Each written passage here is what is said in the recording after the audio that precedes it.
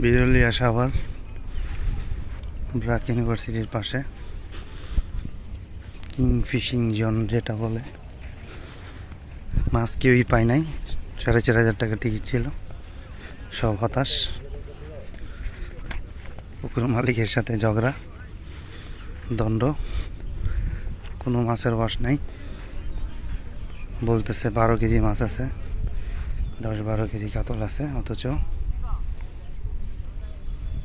কিছুই পাওয়া যায় নাই, সব হতাশ।